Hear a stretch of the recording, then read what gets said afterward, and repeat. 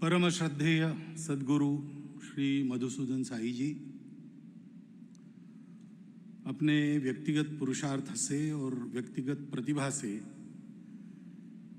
अपने देश की कीर्ति सारी दुनिया में फैलाने वाले लोगों की ये जो नक्षत्र मालिका मंच पर उपस्थित है,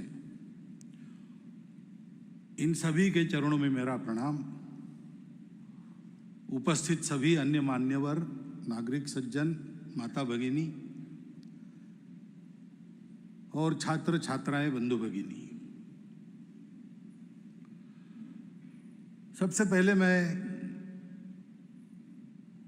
और आप सभी का धन्यवाद करता हूं। सद्गुरु श्री मधुसूदन साई जी का धन्यवाद करता हूं कि एक उत्तम कार्यक्रम में सहभागी होने का भाग्य उन्होंने मुझे प्रदान किया।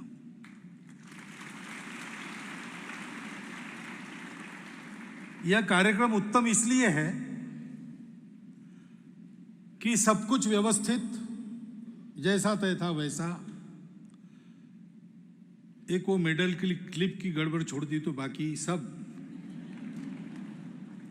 ठीक एकदम हो गया।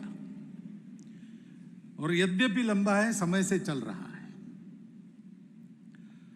तो इस कार्यक्रम को पूरा इसका रूप देख के हम एक सुंदर कार्यक्रम कह सकते हैं। लेकिन यह केवल सुंदर कार्यक्रम नहीं है, ये एक पवित्र कार्यक्रम भी है। संयोग से गुरु पूर्णिमा का मुहूर्त मिला है और गुरुगृह में, गुरुकुल में अपनी विद्या पूर्ण करके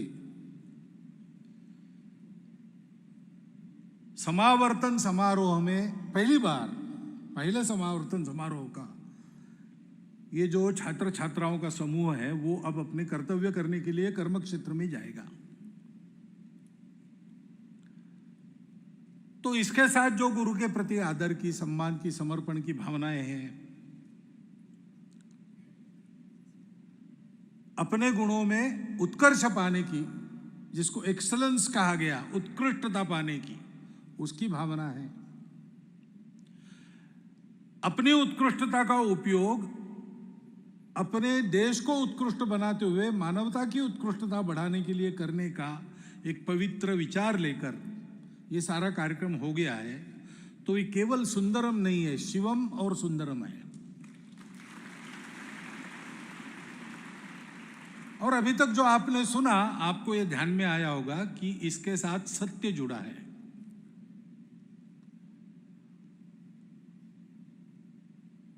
सब कुछ कहा गया है, लंबा भाषण देने की मुझे जरूरत नहीं, परंतु मुझे बुलाया है और आज भोजन कराया है, तो मुझसे पूरा काम सद्गुरु तो लेंगे ही।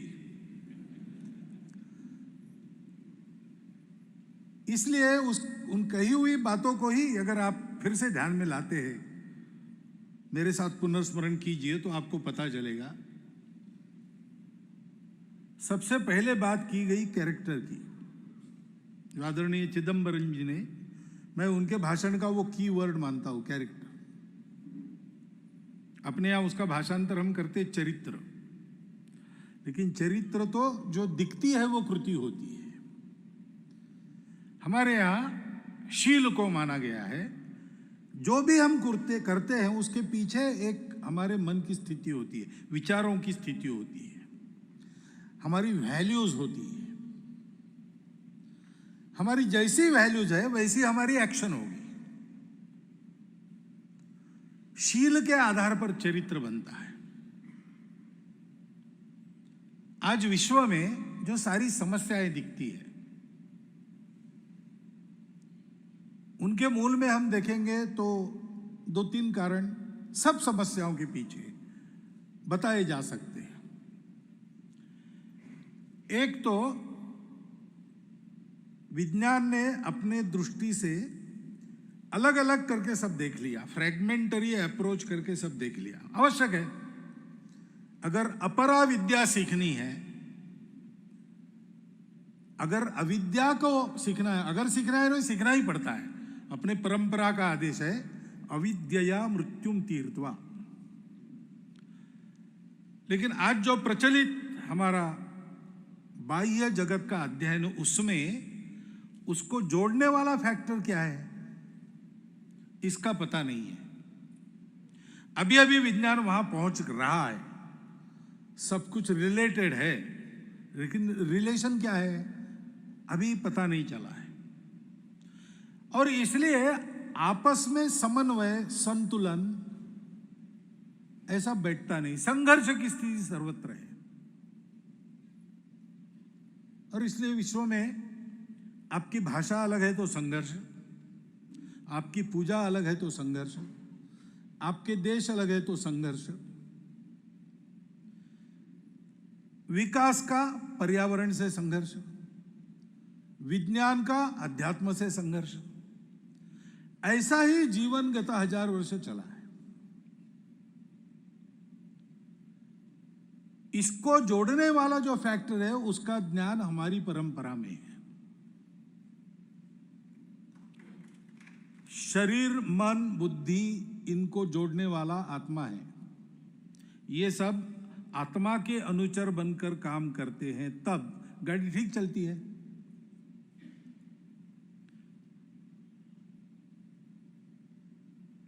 मन, बुद्धि, शरीर, इनको वो जोड़ता है। ऐसे ही व्यक्ति, उसका हित, समाज, उसका हित, सृष्टि का हित, इन तीनों को जोड़ने वाला परमात्मा का भाव है। सब में उसी को देखना, जो कहा है लव ऑल सर्व ऑल। क्यों? All is one. Creation is one, existence is one. It is manifested in diverse forms. But really, these diverse forms, they are perishable. प्रकृति नश्वर है, बदलती रहती है, लेकिन प्रकृति जिससे निकलती है वो तत्व शाश्वत है, वो सबको जोड़ता है। मनुष्य के शरीर, मन, बुद्धि की आवश्यकता रहती है, इच्छाएं रहती है, अर्थ काम रहता है, उसको नकारा नहीं है, उसको स्वीकारा है, उत्कृष्ट होना चाहिए। लेकिन दिशा मोक्ष की होने के लिए इनको धर्म का अनुशासन चाहिए। धर्म जो समाज की धारणा करता है, तो व्यक्ति को उत्कृष्ट होना है। क्यों? समाज की सेवा के लिए। इस विचार को हमारे पूर्वजों ने प्रथम पाया और सारी दुनिया में इसको देने के लिए हमारे राष्ट्र को बनाया, हमारी परंपरा को बनाया। दुनिया में एक अलग देश, एक अलग राष्ट्र ऐसा सदा के लिए रहने के लिए नहीं, वसुधैव कुटुंबकम के लिए बनाया। और उसके चलते हमारे जीवन में एक परंपरा है मूल्यों की, जिसको हम धर्म कहते हैं। 4 मूल्य बताते हैं। एक है सत्य को सतत देखो, अपने जीवन के सत्य को पाना, ये परम लक्ष्य है। अभी वो वीडियो गोल्ड मेडलिस्ट के बताए, उसमें एक छात्रा ने भी ये कहा, मेरा आत्मस्वरूप क्या है, ये मेरा परम लक्ष्य है, छात्र ने कहा है।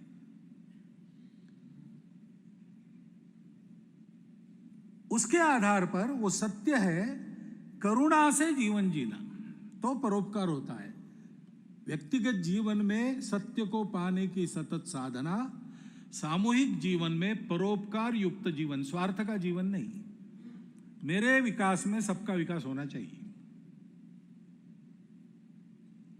ऐसा होना है तो जीवन में शुचिता की, पवित्रता की साधना करनी पड़ती है, और उसके लिए जीवन तपश्चर्या युक्त चाहिए। तपस, ये चौथा मूल्य है। ये धर्म के 4 पैर है।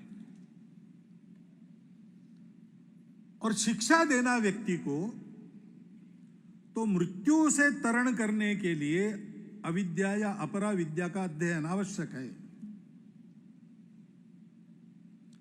लेकिन उसी समय अमर होने के लिए, इन सब के परे जाकर उपयोगी मनुष्य का जीवन जीने के लिए पराविद्या या विद्या को सीखना आवश्यक है। ये दोनों बातों का संतुलन साध कर जब शिक्षा चलती है तब शिक्षा चलती है, नहीं तो वो शिक्षा नहीं होती। केवल भौतिक अस्तित्व को सर्वाइवल, इवन एनिमल्स सर्वाइव, उसमें क्या है? मनुष्य के पास अगर बुद्धि नहीं होती तो man is the weakest animal of the earth. लेकिन एक कॉग्निटिव इंपल्स आया कभी उसके जीवन में, उसने उसका जीवन बदल गया, सर्वश्रेष्ठ बनाया। लेकिन केवल खाना पीना, प्रजा बढ़ाना, ये तो पशु भी करते हैं ना। जो ताकतवर है वो जी लेगा, is the law of the jungle, survival of the fittest. This is a truth applicable to animals, not to humans. In humans, the fittest persons will make others survive. The fittest will help weakest to survive. That is human excellence. Human excellence यानी क्या है? Excellence in everything. But it must be human. What is this human? Human is to use your own faculties to make the world survive, to make the world grow, to make it a happier, a peaceful world. ये मनुष्य की व्याख्या है, उसके जीवन में ये धर्म है। और यहां हम देखते हैं कि ये पूरी शिक्षा यहां पर दी जा रही है, संस्कारों सहित। और दूसरा कीवर्ड डॉक्टर कस्तूरी रंगम साहब ने कहा, ट्रांसफॉर्मेशन। यह हम सब के लिए बड़ा आनंददायक और आशा का समाचार है कि भारत में अब यह ट्रांसफॉर्मेशन दिख रहा है।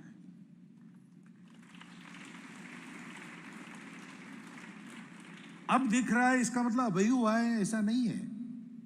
भारत के इस नवोत्थान का सूत्रपात 1857 के बाद जो विचार मंथन हुआ उसमें से हुआ।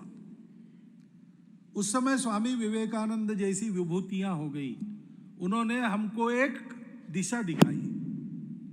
मैं एक नाम ले रहा हूं उनका, प्रातिनिधिक। संपूर्ण देश में ऐसी विभूतियां उस समय हुई थी, और with in different words they carried the same message.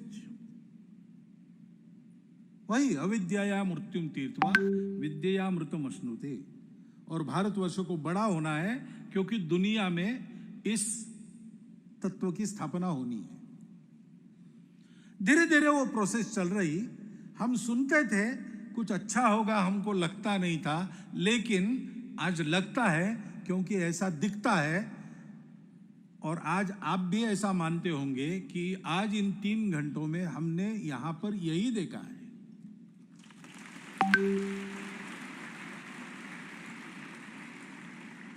मैं देश में घूमता हूं, इसलिए छोटे प्रसंगों से लेकर ऐसे प्रसंगों में भारत के इस नवोत्थान का और दुनिया का धर्मोन्मुख होकर अपने आप को शांतिपूर्ण, सुखी, सुंदर दुनिया बनाने का काल अब आ गया है, ऐसी साक्ष्य देने वाले प्रसंग अनेक दिखते हैं। उसमें आज का एक बड़ा प्रसंग ये है, ये ट्रांसफॉर्मेशन है। और इसलिए मैं आज के सभी पदवी प्राप्त छात्रों का, छात्राओं का हृदयपूर्वक अभिनंदन करता हूं। उनको ये प्रशिक्षण मिला है, केवल इतना नहीं, कल ये दुनिया ऐसी बनेगी, भारतवर्ष के पुरुषार्थ के कारण बनेगी। उस भारतवर्ष के और उस दुनिया के निर्माता बनने का मान उनको मिलने वाला है। पीढ़ी दर पीढ़ी प्रयास होता है, लेकिन दिखने वाला यश किसी के भाग्य में लिखा होता है, पूर्व पुण्य होता है।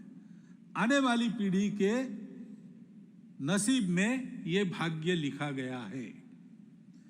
यानी हम बूढ़े होंगे तब देखेंगे, इस पीढ़ी के उद्यम से वो होगा, ये पक्का है। एक ऐसे ही साक्षात्कारी महापुरुष की वाणी मैंने एक दीवार पर लिखी थी। उसमें कहा था कि भारत जरूर उठेगा।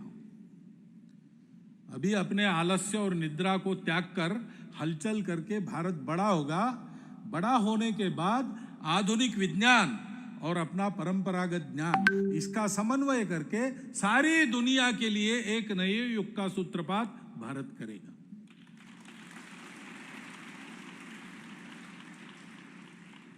बारह साल पहले मैंने पढ़ा था, तुमने कहा ये तो विवेकानंद ने भी कहा है, ये तो इसने भी कहा है, उसने भी कहा है। यही एक आशा है जिसके कारण हम लोग सक्रिय हैं, नहीं तो हम भी रोते रोते बैठ जाते हैं। लेकिन आज ऐसी स्थिति नहीं है। आज हम ये बताते हैं तो लोगों को विश्वास इसलिए होता है कि उनको भी इसके लक्षण चारों ओर दिखते हैं। और इसलिए आप सब छात्र छात्रा बंधु भगिनियों का हार्दिक अभिनंदन। आप अभी शुरू करेंगे काम करना, काम करते करते उस धुन में लग जाएंगे। धुन में लग जाने से एक डर होता है, धुन में लगने से एफिशिएंटली काम होता है। If you are practised then you work mechanically, extra effort नहीं करना पड़ता। Efficiently, mechanically you work very accurately and bring the results. But then the thoughtful working is lost if you are not alert. काम करते समय सोचते रहना चाहिए, सोच समझकर काम करना चाहिए। ये जो काम हमारा होने वाला है, उस समय सब प्रकार का पुरुषार्थ करते समय हमको ये ध्यान में रखना पड़ेगा कि भौतिक जगत के सब क्षेत्रों में भारत को उत्कृष्ट बनाना है। मानवता को उत्कृष्ट बनाने वाला उत्कृष्ट भारत खड़ा करना है। परंतु वो उत्कृष्टता केवल भौतिक जगत की है नहीं, हो नहीं सकती, क्योंकि वहां भी अपनी उत्कृष्टता प्राप्त करने का रास्ता क्या है? तो हमको दो लोगों ने बताया, सुनील गावस्कर जी ने बताया कि ये जो सारा हो रहा है उसका श्रेय वो उनके आशीर्वाद को देते हैं, श्रीमद सत्य साई महाराज को। उनका भाषण सुनते समय मुझे एक बात याद आई। फील्ड पर परिश्रम तो उन्होंने किया है, चौके छक्के तो उन्होंने लगाए हैं, धूप में मैचेस तो उन्होंने जीती है, लेकिन वो श्रेय उनको देते हैं। ऐसा क्यों है? तो समर्थ रामदास स्वामी मराठी में ऐसा कहते हैं, सामर्थ्य आहे चळवळीचे। पुरुषार्थ का सामर्थ्य है, मेहनत करेंगे तो फल मिलेगा। ईश्वर की कृपा हो ऐसा केवल घर में बैठ के कहेंगे तो कृपा नहीं होती है, मेहनत करनी पड़ती है। जो जो करेगा, जो जो करील त्याचे, जिस जिसको करना है, जो जो करेगा उसको फल मिलेगा। परंतु बट तेथे वहां भगवंताचे अधिष्ठान पाहिजे। भगवंत चाहिए, उसमें अध्यात्म चाहिए, अधिष्ठान चाहिए। हम ये सब क्यों कर रहे हैं? हम ये इसलिए कर रहे हैं कि we see God in ourselves, we see the same God in everybody else, everything else. कभी कभी दुनिया में विवाद चलता है, भगवान एक है कि भगवान अनेक है। Are there many gods or is there one God? The Hindu answers, there is only God, there is nothing else. Whatever is there is God. And you have to serve God. ये एक आध्यात्मिक अधिष्ठान लेकर भारत की सब बातें चलती है। इसलिए भारत एक्सलेंस देता है, लेकिन ह्यूमन एक्सलेंस देता है हमेशा। Whatever Bharat gives, it's never divide of humanness. Because ये ह्यूमैनिटी की जो भावना है, basically it is the love. And love is God. Truth is God. सत्य, करुणा, प्रेम, संवेदना, ये लेकर ही भारत का व्यक्ति करता है। तो करते समय इस अधिष्ठान को याद रखने का स्मरण सुनील जी के भाषण से मुझे हुआ। जो आज सभी हमारे मानद उपाधि प्राप्त विभूतियों के भाषण हुए, उसमें हमको इस कार्यक्रम का सार प्राप्त होता है। और इसलिए मैं आज अधिक कुछ नहीं बोलने वाला हूं।